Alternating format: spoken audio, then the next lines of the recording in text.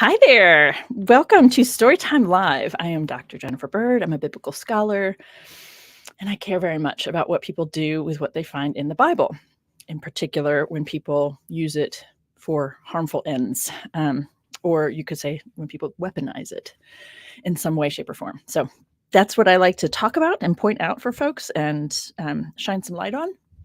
And today I am thrilled that I get to have a guest on to have a conversation with. I have been doing that with biblical scholars, and today we're stepping out of that realm to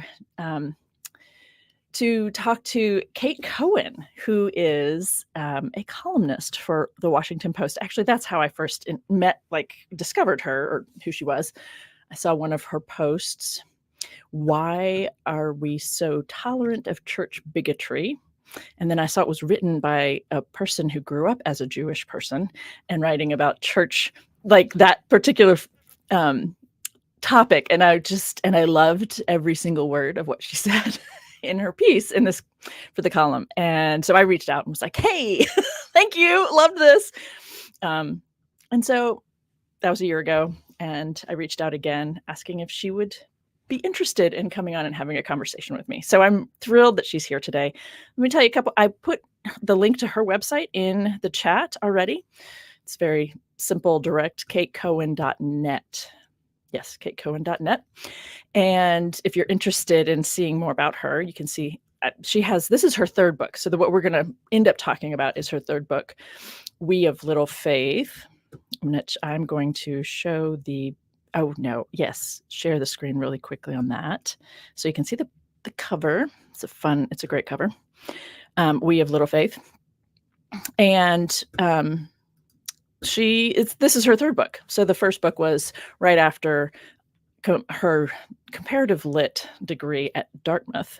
She wrote this book, the Neppi Modona Diaries, which, as she describes it, tells the sometimes conflicting stories of a family of Jews who suffered under, doesn't make sense to share this while I'm describing that book, who suffered under fascist racial laws in Italy and went into hiding to survive the Nazi invasion. It also explores Kate's own perspective as a post-Holocaust, non-believing Jew at the end of the 20th century. And then I don't know how much later, but then she wrote a book, A Walk Down the Aisle, Notes on a Modern Wedding, which of course, warms my heart to have someone being really honest about all the things that go on in a wedding ceremony and leading up to it that are perhaps worth reconsidering. So that was fun to discover about her. But she's been speaking at a lot of different atheist conventions and secular humanist conventions. She received the Free Thought Heroine Award. Did you already receive that, or is that coming up this year, from the Freedom from Religion Foundation, which I think is a really lovely kudos. So let me bring Kate on. I'm excited to have Kate here to have a conversation. Yeah, hi. So when I bring people on for a conversation, what I'm interested in doing is having a conversation with you about you. I love this book that you've most recently written. And I shared with you beforehand my favorite chapters in particular. And there are so many people. Kate, I had a moment when I was reading the chapter that you title "Unplugging from the Higher Power." I contemplated seeing if that was less than 10% of the entire book, so that I could legally, without copyright laws, just make copies of it and hand it to a whole bunch of people. I'm like, oh my gosh, this is. Thank you. Anyway, so I just thank you. Yeah, loved. I love that I inspired you to contemplate breaking the law. That is insane. I feel so what a rush. And I thought I would tell you, so like I'm trying to be respectful of you and your rights, as well as trying to just share your ideas. Anyway, so I'm hoping that some people will be interested in your book as a result of our conversation. But I'm also would like to know who you are. Like, what is it about you? What pieces of you, Kate Cohen, that from whichever parts of your life help to inform why this was an important thing for you to do? I mean, obviously, in the book, you share a great deal of those Sure. moments, I would say. Um, and you talk about yourself and, as a part of this, but for people who haven't read it yet, um, I'm just wondering, so would you mind. Well, that's interesting. So I feel like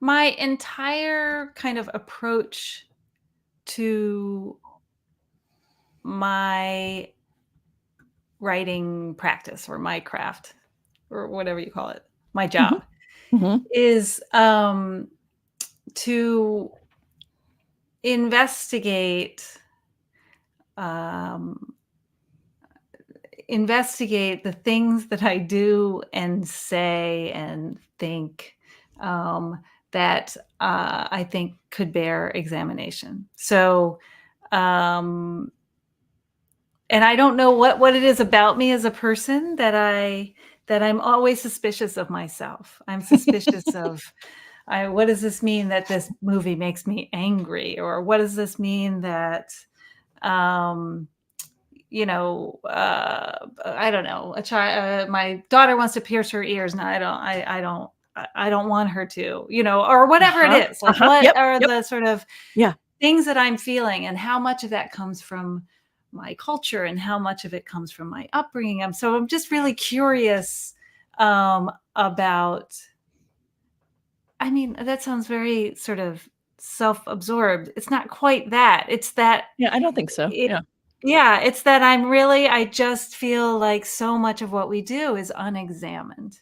Mm. And I feel like that allows us to continue doing things that probably we shouldn't continue doing, and make decisions based on things that aren't really rational. So a lot of the things I write for the post really Yeah, begin with, uh, how I felt when, J Lo decided she was going to be Mrs. Affleck, or something like that. Like, I wanted to figure that out. Or like when remember when Kamala Harris was the first person to drop out of the all that big, beautiful array of Democrats, before we got down yes, to Biden. And there was yes, just this sense yes, of hope because of yeah, this incredible array. mhm, And then yeah, she dropped out first, and it wasn't that I was a huge Harris person okay, by any right, means, but right, I had this, like, it was like a kick in my gut, and I'm like, why, uh-huh, why, why, why? So uh-huh, uh-huh, that a lot of what I write comes from trying to figure those things out. And so I like it. that was definitely the wedding book. I mean, definitely, like, why Mm, am I doing these things? mhm, mhm, Why, from a historical, sociological, anthropological point of view, right, perhaps, why can't I give up some of this stuff that doesn't make any sense? That yes, kind of a thing. yeah, And then the very first book, I mean, part of that was just that joy of discovering that my relatives um, that I was staying with had these stories to tell, that they had diaries that were typed and bound but never published or translated. And I just felt mm, like I'd found this sort of mm, treasure mhm, of this insight mhm, that maybe there weren't that many, I don't know, 22-year-old American, you know, Jews who, I mean, I just right, had this thing, and I yeah, just wanted to inspect it, and kind of inspect how I felt around people whose whole focus, um, whose whole emotional focus was still the Holocaust. mm, I mean, totally understandably right, so, but, right, like, right, but how mhm, did then I feel like what was my relationship to them as yeah, kin, as a Jew, right, as a person in another generation? I mean, the whole thing. So, it yeah, started with like, "Ooh, I have this incredible thing that I can examine, and these people who will talk to me," and this story of what happened in Italy that I don't think as many people know. Right. Right. But then it also became, wait, what is my relationship to these people? What is making me, what is repelling me about sort Yeah. of who they are and their story, and what attracts me, and that Yes. whole thing. And I just think there's a Yes. lot of richness there if you can sort of stand apart from yourself and dig in. So that's kind of like, that's sort of my mindset. Yeah. Yeah. I mean, in terms of my story, which is in the very lightly skipped Sure. over Yeah. in the book. Some I tried. pieces here and It's there. not like a real long memoir type. Right. It is definitely not a memoir. That's, I think that's No, important to know. but it, I tell my story because I Right. feel like Right. a lot of non-believers kind of are in my camp, which is like, we were raised religious or sort of religious, and it's not so much that we didn't do the things or go through the motions, or it's not that I don't know the prayers, or Right. Right. And you or did not that I have didn't belong to the community. I just never believed in the supernatural, in the deity. I never ever. And I think that, but I was perfectly happy to go through the motions and let other people think that I believe that, all the way up until the point that I had kids, really. So, I mean, I must have told the flap copy people for the Neppi Modona Diaries that I was a non-believing Jew, but I really didn't call myself an atheist until, I don't know, until after I had kids. That was really my turning point, where I took a deep breath and was sort of determined. Again, revision here, like we're kind of looking at who I am and trying to bring that closer to who I think I should be. I was just determined not to pass along things I didn't believe. And that is really the story that the first half of We of Little Faith tells. Tells the story of me lying for like 3 decades. Right. Then deciding maybe lying wasn't the best way to be a parent. And then really, and then, okay, then what happens? So what now? What Right. And how does What that play now? out What socially? now? Yeah. Exactly. Socially, in terms of leading a rich life and finding meaning in life and all that stuff. So that was, it was a fun book to write. Good. That's I hope that comes through. I'm really it having a good definitely time. does. I mean, it did for me. Yeah, it did for me. Good. I do want to, I was going to do this earlier and I just forgot. So I do want to read a couple of the blurbs from the back for people to hear this about it. Are you okay with me reading? Of course. I mean, in front of you? Have okayed them for the right. I guess so. But they're fabulous. So a couple from the back cover. Of all the books on atheism and secularism, We of Little Faith stands out. Not all of us have PhDs in whatever, right? And they say in evolutionary biology, or know all of the philosophical arguments for or against God. Many of us just believe what we believe or not, and should be able to talk about it. If this sounds familiar and you're looking for a friend to help you navigate these conversations with intelligence, compassion, and humor, you have to read this book. And that was written by Ali Rizvi, who wrote The Atheist Muslim, A Journey from Religion to Reason, which, of course, that sounds compelling as well. Yeah, I haven't read it. But and I think I actually know Phil Zuckerman's sister, Katie.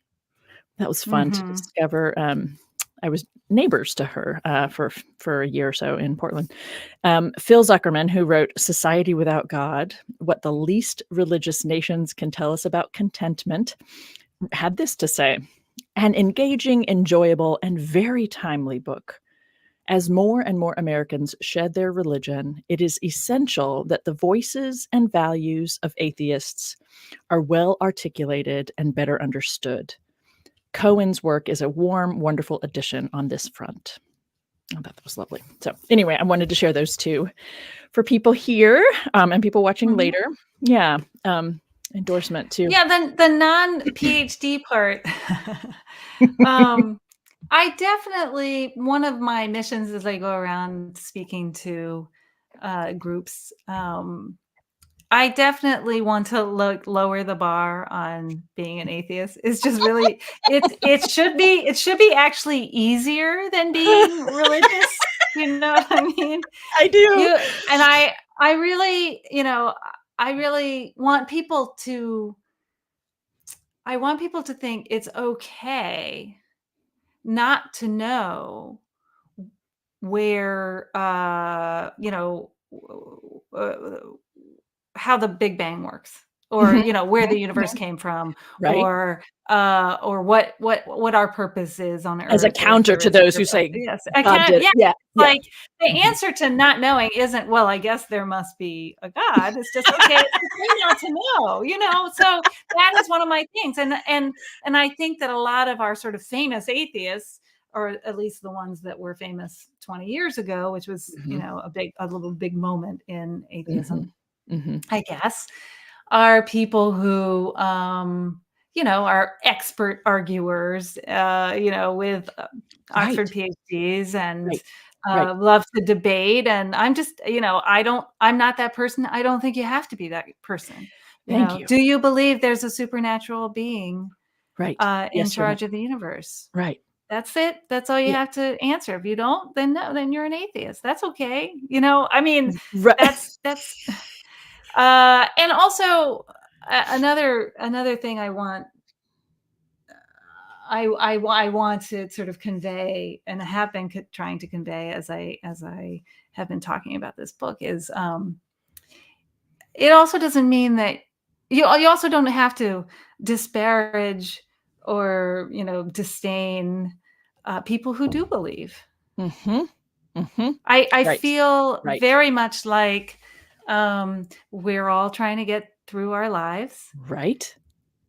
We're trying to get through our lives. Some of us are trying to do it more thoughtfully than others. Some of us are trying to, but that could be a religious person or a non-religious person. Exactly. I mean, Correct. Right. Right.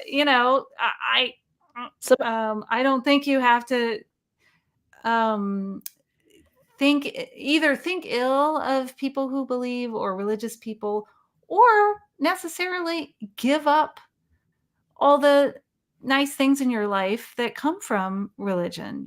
Whether that you like to go to Christmas at a friend's house, or you yeah. like to have your own Christmas tree, or you like to sing carols, or eat matzo ball soup, or whatever it is. Right. I don't think that atheism has to be like this vow of abstinence or something like that. So that's another thing I'm trying to really, like, oh, I can't have any of the fun that religion. I can't enjoy Renaissance paintings. I can't ever go in a gorgeous church. I can't do any of those things. I think people think that to be intellectually consistent, they have to do that. No, all you have to do to be intellectually consistent is to recognize that all of this stuff is made up. It's all made up, and then actual social structures and actual physical structures were made up in support of that made up thing, and then it keeps going, and it's kind of beautiful. Right. It's There kind of is some beautiful. beauty. It's not beautiful, so it's Right. the things are beautiful, the music is beautiful, Right. and then also just the idea that, I mean, just the idea that we face our mortality. We recognize, as perhaps no other animal, as far as I know, that we're going to die. And we're like, I bet we can figure out a way out of this. I mean, I think That's awesome. that is just beautiful. I mean, that we have these, I just see them as these gorgeous metaphysical structures that we've put together, cobbed together maybe over time, and they've got these weird holes in them or whatever, but we're like sticking with it because we really, really, really don't want to die. We want there to be more than just this. We want there to be more. Yeah. Right. Every afterlife story worth its salt, you really don't die. Right. maybe your body, but then whoever's in there, that's keeps Mm, going. And yeah, so, in some way. Yep. I think that's beautiful. I think that's beautiful. So I'm really trying to encourage my fellow atheists to appreciate that the sort of the human art of religion, and the sort of beautiful thing that people are trying to do. We don't want to die. Right. We Yeah. don't want to die. So anyway, sorry. That was my Well, no, little, that's why yeah, no, yeah, that's yeah. why you're here. You did the title of one of your chapters is "Take Me to Church," and that did startle me. I will, like, "Oh, Yeah. this is interesting." But you Love speak about churches. that. Right. Yeah. The beauty, the aesthetic, the space Yeah. to think and be and right? I mean Yes. And people, there's the whole sort of area of subject area of like third spaces, in people's lives and what that means, especially topic of interest after we didn't have them for a couple of years there. indeed, indeed.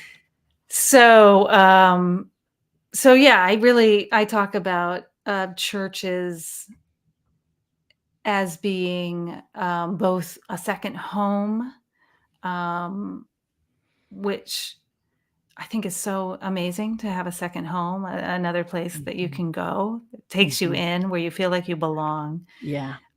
If your second home looks like the inside of Notre Dame or Santa Okay. Croce, all the better.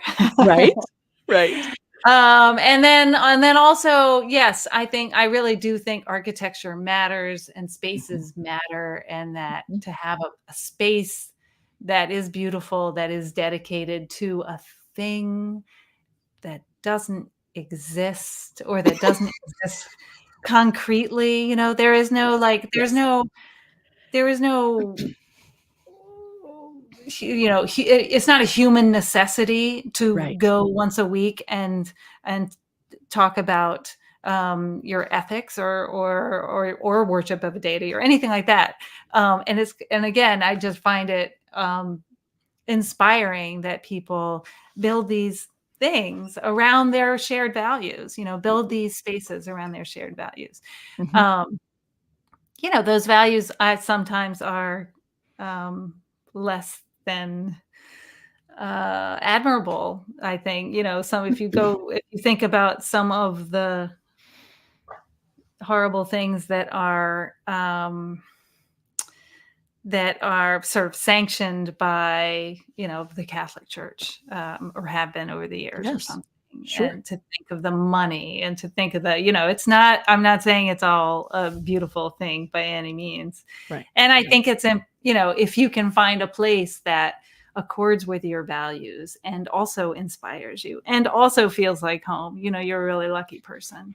And some people have churches like that. I don't want to say that that you can never find that in a religious place. I know some amazing Mhm, um, churches and church leaders that mhm, mhm. honestly I would be proud to be a part of. But there is this little, little The hang up. problem, Yeah, that the little hang hang up. up, the Yeah, hang up. I'm tracking with it. Yeah, yeah, Yeah, it's yeah. it's a tough one to Hmm. ignore in the middle of it all, right? Like, Yeah. these people are yeah. Yes. I'm trying to find that second home for myself, and that's a struggle, right? Yeah. Yeah. And I think you've got to be okay with the idea that it might change over Mhm, your life too. It might mhm, not be a mhm. permanent second home. It might Yeah. be, the home um, when you have kids at home, the place Mhm. you all as a family feel safe. Then they leave and you have to sort of Renegotiate, yeah. renegotiate. Yeah. Yeah. Yeah, Like yeah. everything else, I guess. So, Right, right. yeah. Um There are so many moments in here that I wanted to point out, and then I remembered, "Oh, wait, I titled this, should we stop teaching the Passover story?" So I was like, "We should probably talk about Tyler, that too." Yeah. Passover. Since people are So, yes. and you were asking me about kind of, important moments in Mhm. my Yeah, story, and I yeah. think there are a couple. The Passover story in the book, I think I bring it up in the chapter about morality, right? How do Yes. we teach right and wrong? Yeah. And uh, I really had an encounter with the book of Exodus that I did not anticipate. Yes. Um, That was really fun to read about, I have to be honest. Yeah. So I, as I said, was raised Jewish and married a Jewish man, also a non-believer, but we lived we still live near his parents, and they were pretty serious. His dad you know, goes to an Orthodox church, Okay. sorry, synagogue, goes to an Yeah. Orthodox synagogue, and that's where Adam went to Hebrew Growing up. school 3 days a Mhm. week and the whole thing. Mhm. Mhm. Anyway, so with young kids, we did the Jewish holidays with Mhm. them, Mhm. and I was a very you said I was or maybe you didn't say, a complet major. Yes, you I did. did. I did. Mhm. Yes, Yeah. and I'm very into, primary sources Exactly. and Yeah. and doing my homework. I'm Right. such a good little student. And Yes. Yes. so at some point, we're doing Passover, and or doing the Passover Seder. And a lot of the idea of the Seder is to tell the story of the Exodus. Like, that's your basic thing, Right. yes, you get matzo ball soup, but you have to wait a long time. And you're supposed to tell the story. And so I'm a writer, and I, was sort of like this, and the story is told usually in a book called the Haggadah. Uh-huh. And there's lots of which sort of leads you through it's sort of a guidebook for your Seder. And some of them are for kids, and some of them are for very strict Orthodox people. And, sort of like there's a zillion. And for whatever reason, I was like, this isn't cutting it. And my children were, and this is how it first came up in this chapter on morality, because my children were really appalled. You stop noticing things. You do. We In all life. do. Yes. And that is one of the great things about having children, because they see things that you're like, oh yeah, okay. So Right. they are I just forgot that was appalled there. at how many. Yeah, there's just, in Exodus, there's a lot of baby killing. A lot of babies are Yeah. dying. From the beginning, that's why they have to hide Moses, because Right. all the Jewish babies are being killed, and then then all the way through to the final plague. Yeah. The firstborn. But all the livestock as well. But yes, the babies, but like Livestock. everything Yes, is yeah, that's dying, right. dying, It's just a dying. lot of death and destruction. My children were appalled, and my children, who other than these sort of holiday expeditions, were basically not being raised in a religion, and Right. yet they still were They knew. appalled Yeah. at all the death. Yeah. So this is part of the beginning of my exploration of this question about why, or about why, where did their sense of morality come from? It didn't come from, I wasn't teaching them Right. religious How would you teach scriptures. I that? Yeah. wasn't teaching. Yeah. You weren't Yeah. doing the religious, and you also weren't like specifically saying we're anti, Oh yeah, baby killing, killing right? is bad. Right. Very interesting. Anyway, so I was like, okay, I really sort of dug in. We're going to do this. We're going to celebrate Seder. I don't believe in the story. I mean, that these things actually happen, but we can use this to talk about liberation and justice and slavery and oppression and all. I see you laughing. I know. I wasn't. Honestly, I feel like I've never read Exodus until I read it to try to kind of like write the story myself. Yeah. Yeah. I mean, it turns out every Haggadah is basically trying to redeem it. Yes. Whether it goes full Martin Luther King Jr. or not, it's still, almost everyone is all about, all about liberation and freedom. And, Right. and it turns out, if you actually read it, it's it's about a God who is showing his stuff, Yeah. Flexing, showing what he can do, flexing over and over. exactly, flexing, and then threatening his own Yes. people, his own Right. people. Yeah. If you don't worship me properly, Yeah. forever and ever, Uh-huh. every generation, Uh-huh. and tell this story forever and ever and worship me, I'm going to do to you what I did to those Oh, guys. right? It's just like, what are we doing here? So I do. that I kind of do. led me to this whole, like, why am I trying to use this Yes. thing Yeah. to teach morals that I believe in? Right. But yet the thing itself is so corrupt. It's sort of like, Exactly. why? Why I don't use understand. this? Yeah. Why Yeah. use it? Yeah. Why use it? And that, that was part of my journey, I guess. That was part of my Yeah. journey. So, yeah. And then I really pulled back. I mean, we still went to Seder's, but I Did stopped you? trying to make it okay. I stopped doing the thing where you can read the Hebrew. I can read the Hebrew and I see that it's male, and yet I'm a progressive person. So I change the pronouns so that it's male or female, or I Mhm. say she. Mhm. Aren't Right. I? Yeah, Whatever. right. Yeah, take that. I stopped trying to fix it. Mhm. I stopped trying to make it okay. And I just kind of was like a witness to it, I guess, in a way, because Mhm.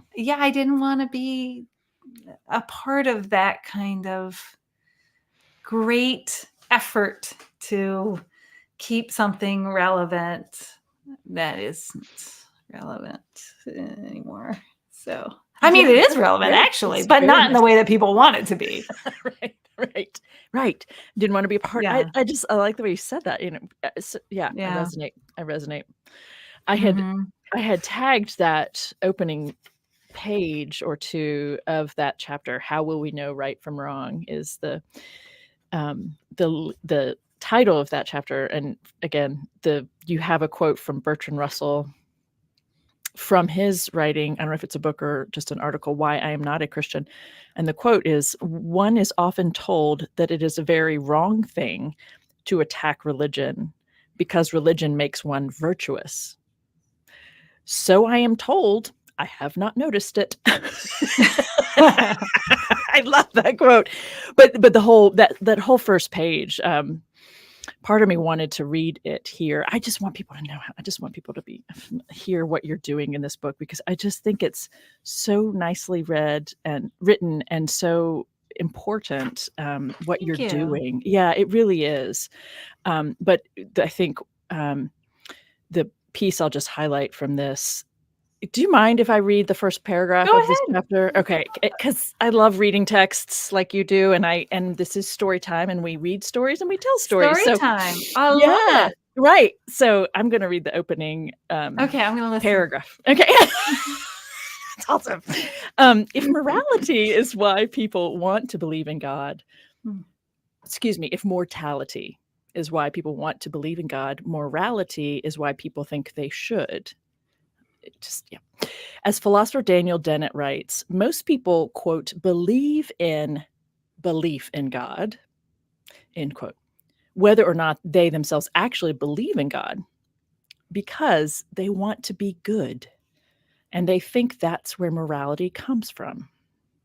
Our laws and customs share that assumption. Oh boy, do they ever.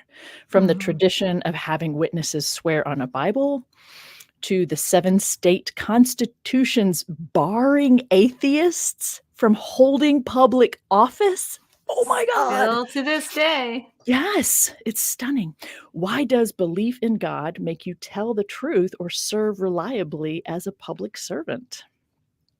It's Mm. simple.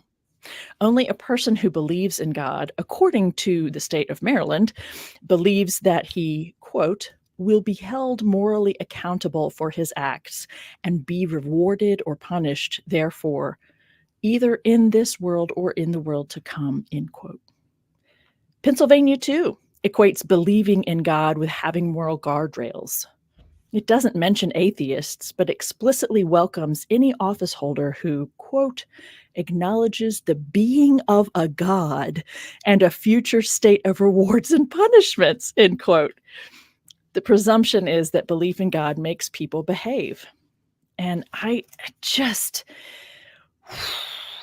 this whole opening, it's really, I feel like, can I keep reading? Yeah, I'm going to keep reading. Is that okay with our time? I'm just going to relax here. Yeah. No, it's fine. I mean, sure. It's so important. It's so important.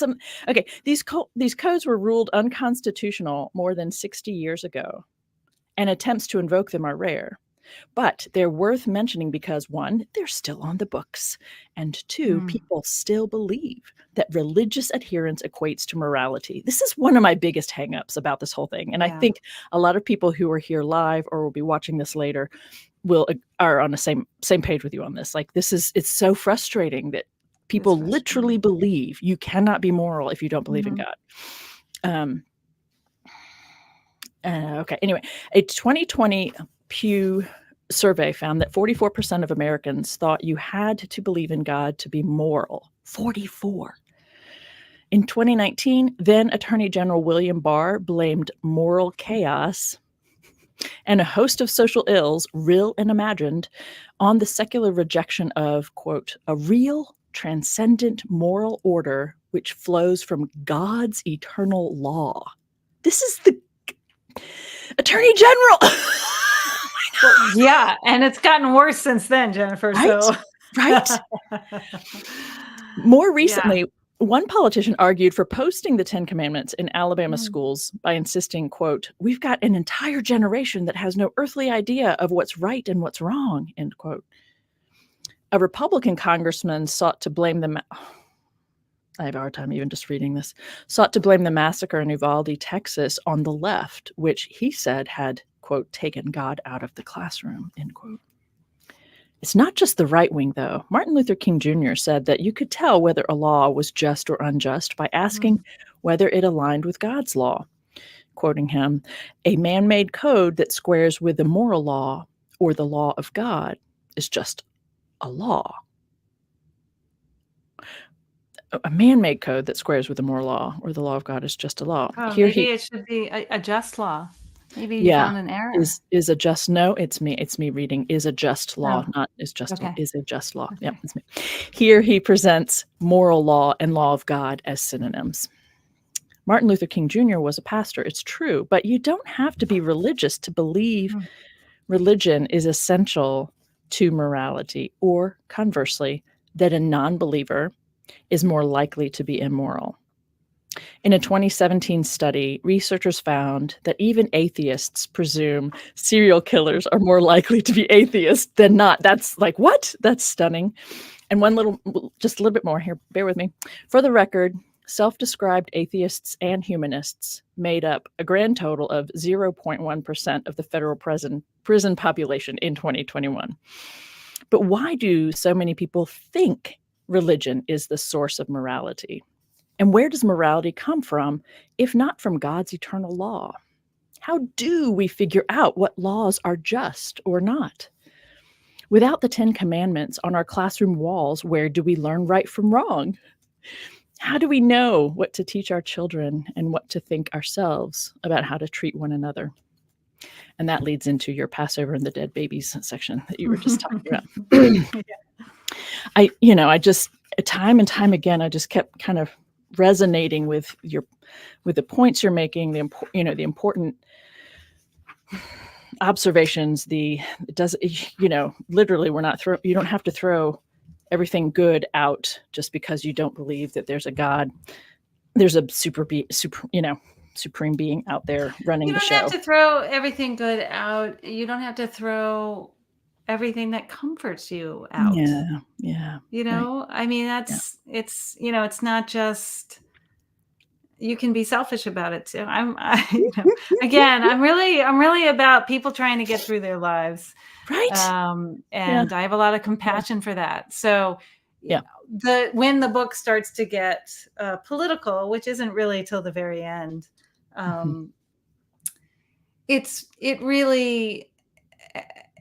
it was really stirred into that by sort of our current politics, in which it seems to me people are trying to force other people to live by the rules of their own particular God. Mm-hmm. So that'll get me worked up. That'll get me worked up. But if just someone, buying into a certain explanation for how the world is and how we don't have to die at the end, that's, I mean, yeah, go for it, but Yeah. yeah. So I'm very compassionate, I think, about that. And then I just get a little worked up when people can't, well, maybe I'm giving them too much credit, but when people can't see past their own way of looking at the world, possibly they can see past it and they are just in search of power. So that's another question. Yeah. I mean, I think power when it comes to politics, but also just there's a stunning amount of, at least from my personal experience, having been very conservative fundamentalist in a religious way for a while, it's stunning to me the amount of the way when you give a set of ideas or a text or whatever authority over you, how that then impacts what you're going to be willing to see and even have time or space for, that's where my focus on compassion is, in terms of being compassionate on people who are in that way of thinking. Absolutely. I mean, I also feel like, I agree with you. It's a funny balance. I mean, there are certainly people who say, okay, this has authority over me. This credo has authority over me. This supernatural being has authority over me, and that's it. I can't make any of my own decisions. But sort of practically speaking, people are making their own decisions all the time. Yeah. And a big point that I make in the chapter that you were reading from is that, all you have to do is think about the fact that diametrically opposed political actors, basically, to my mind, good and evil, can both believe in the same, in the same basic, God, and use the same basic holy text and come away with completely different conclusions. And so to me, what I conclude from that is basically that we are not getting our morality from these texts. We are bringing our morality to these texts. And that incredible, effort by progressive Jews for however long to turn Exodus into something that's about liberation, when it is not at all opposed to slavery, and it is not at all, it's just about, this one God's authority. Again, that is a symptom to me of that same thing. That's an example of that same thing, of good people trying to use these materials for good, and you have that, and then you have people trying to use them for bad or to control other people. So it is fascinating. It is. Yeah.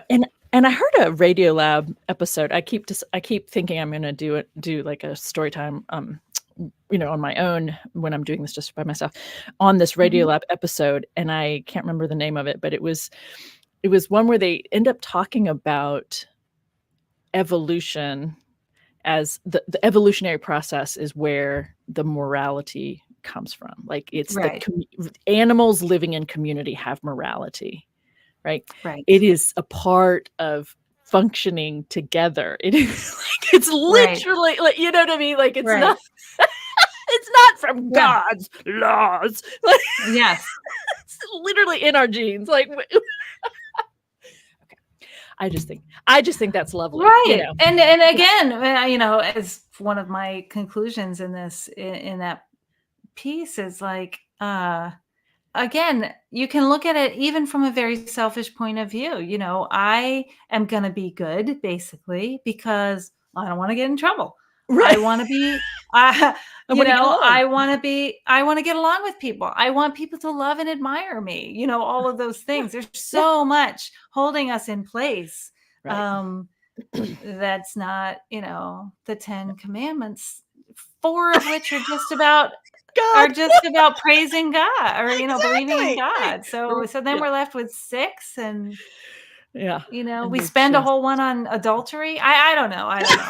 So there's a lot holding us in place. And I better than I do, whether that is genetic, that's like an evolutionary thing, that may well be. But to me, I certainly don't go around as an atheist thinking, well, I could just do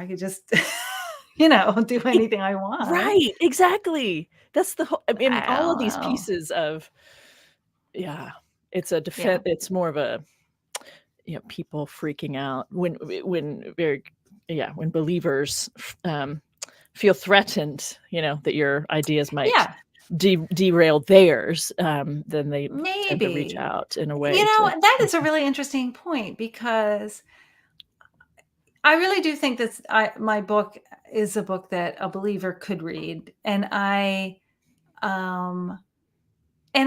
think that, I don't know, you would think they would want to know that it's not just, Leviticus holding them in place, or it's not just the idea that God is watching or that God is going to judge later or something. I think it would be nice. It would be good to know that. I think you can still believe in God and understand that you have your own morality. I don't know. Maybe not. Mm-hmm. Yeah. Well, even just some of the things you just mentioned, I remember distinctly at some point in high school thinking about the fact that I believed that God and Jesus were watching me all the time. And I was going into the bathroom and I got a little freaked out by that. It's like, I don't want them watching me pee. Like, this is inappropriate. Like, I had that thought in my head and then I just set it aside and kept going. Like, I had bought in, I was really in deep at that point with a very fundamentalist way of looking at scripture and all that stuff. So, at that point, I wasn't ready to reconsider these things. But sure. And you can hold, and the brain is amazing. You can hold that in your head and still function. And even though I'd had this realization that there's something wrong here. Oh yeah, absolutely. That you can have that sitting there for years. Yes, exactly. Yes.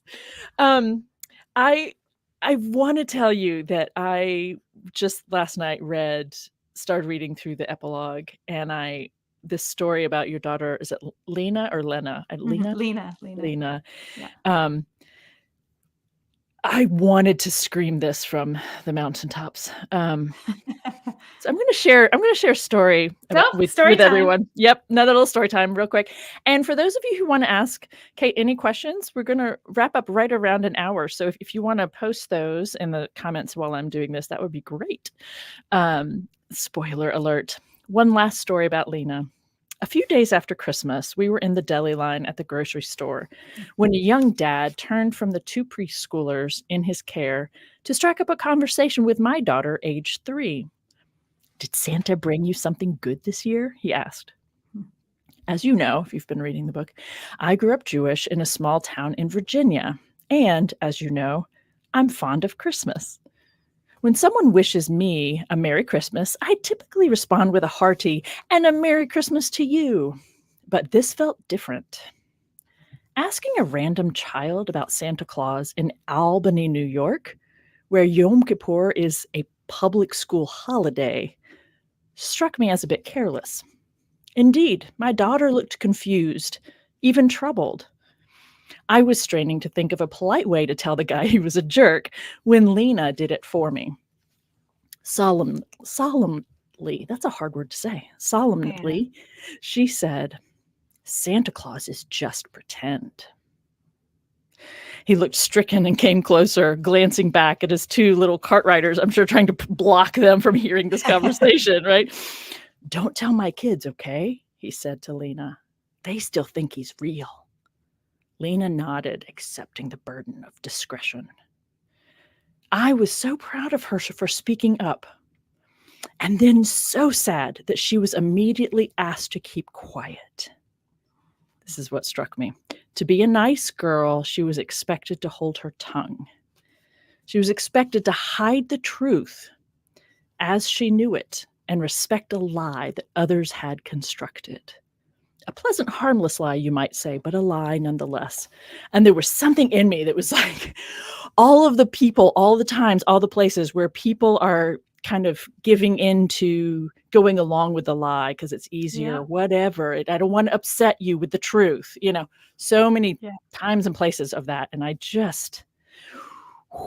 I remember even having a niece or nephew in the car visiting, and they all were bar bat mitzvah, and my kids weren't, as you would know from reading the book, but they were older, and I just remember also there was a point where I really wanted to ask whoever it was, what do you actually believe? I'm sure I wouldn't have put it that way, but do you believe this stuff? What do you believe? Yeah. And I felt constrained. I was already raising my kids as atheists. Right. But I still felt like, oh, that's someone else's kid, as if they hadn't heard of the idea that maybe there wasn't, I don't know. Right. But right. I think so much of this comes down to self-censorship. So much of what keeps things going comes down to self-censorship. So we come back to how I kind of approach my job, which is really to sort of say, wait, what are we doing? Why can't I say this? Can I say this? Why don't I say it? I said it. I said it. You did. You did. Yeah, over and over. I said it. I said it. Yeah, and I will also say there was the chapter on how to start your own holiday and the reasons for it. I really like the way you kind of interrogated that it is what you like to do, right? Yeah. No, that's kind of what what is a holiday? What What is a holiday? What are we getting out of it? Exactly. What is a church and what do we get out of it? Right. And what is prayer? Right. What is it? Yeah. So, and so your family acknowledges the International Pizza Day. Is that right? International Pizza Day. Yeah. Yes, it's very important. No, it's serious. No, I know. I'm not laughing. I mean, I'm laughing, but not at it. I'm, and it's so many of the things that we do as parents, as humans, you kind of, you invest with meaning kind of retroactively or over time, in the repetition, there is more meaning. When we first celebrated International Pizza Day, it was not a big thing. It was, we had read this book about pizza margarita and I had little kids and I was always, what do I do with these creatures from, sun up to sun day long. So it was like, you could celebrate this holiday and I thought, oh great, we'll make pizza because I can, cooking is one thing I can manage. So, but it gathered meaning in the repetition. It extended to your community, right? We extended the community that were, it's really beautiful, actually. I think, probably this year it was a small crowd, but it was 45 people this year or something like that. And that's a small crowd. Yeah. That's a small crowd. And it, you sort of, there's absolutely holidays that we tried and then discarded. We no longer had use of them. They didn't have, there has to be something about them that you do value as a person or as a family, I think. And there's a lot, pizza is very, it's so elemental in some way, you know, and it's about cooking the way we do it. It's about cooking things from scratch. It's about bringing people together. It's pretty, it worked. It worked even when we sort of tried to find meaning in it. But it also is just fun. So, Yeah. So it is something that kids plan, you know, this year Lena was in France, but the other two, you know, made their way home with friends. And, you know, it is something they travel for, which is, that's, as a parent, that's your like number one win. Yeah. So that was great. That's great. Really lovely. So that is really that is sort of a tongue-in-cheek chapter to a certain extent, but there is a real serious thing there. Again, investigating just normal life and what we get out of it. Why and it's I important. hope that people would enjoy thinking along with me. I think is kind of like what is the book is like. It's like, okay, let's think through this together, and I'll make jokes, and you know. and you will humor me, and I will, you know, and I will quote Shakespeare, and you will humor me. But I promise, you know, it's like this promise. This will all come together by the end of the chapter, and I think it does. I am proud of it. I think you should be. It is. No, yeah, you're welcome. And also, it's just so important, the things you're getting at. And and I think we do need, I realize we need to wrap up, and I didn't see any questions. So I think they're all just enjoying listening to the conversation because they're very kind. You don't ask questions at story time, Jennifer. I mean, right? You just let it wash over you. I know, right? I just wanted to say, since I probably didn't pick a thing to read, although I did highlight this section, in unplugging from the higher power, and the pieces that you're talking about. I'm just going to read these couple lines. Why it matters. That's why it matters when someone gives God the glory that belongs instead to some person, right? You're talking about this issue. And in this particular instance, it's someone being saved who'd fallen off a boat in the Pacific Ocean, and the Coast Guard found them, and they had done this whole thing. And misrepresenting the true mechanisms of human flourishing leaves those mechanisms vulnerable to neglect. And this idea about minimizing the human role minimizes human responsibility. These are things that I worry about. I try to talk about all the time. Why a spiritualized, even a spiritualized reading of some of the Christian texts keep us from seeing the political and economic things that are going on in those texts, right? So the whole tradition. That's really interesting. Yeah, right? And so the whole tradition is built around this idea of exactly like this: God is responsible. That keeps us from having to be responsible, having to step up and own. And even when, you comment about when athletes deflect and give God the glory, I think the reasons you mentioned are pretty spot on. But there's also just a very strong tradition in particular in Southern conservative Christianity that, it's all God. It's not me, it's not, it may be a mixture of the humility and all that other stuff, but it's just this way of showing how devout you are. Oh. It's really, really stunning. And I remember thinking that way, Yes. And that I mean, also is just it's not fair to people. People work hard to be able to do that. It's not fair. I do feel that way. I do feel that. Yes, I do feel that way. Or, like Miracle on the Hudson, or, the things where, real human skill is involved. Yes. Right. Yes. Government investment is involved. PhDs are involved. Right. I mean, whatever it is, it's sort of like, we need to value the things that are actually making our lives better. Absolutely. I mean, in terms of the athletes, I'm sure that our people reflexively saying, "Oh, it's God." I'm sure there's a certain.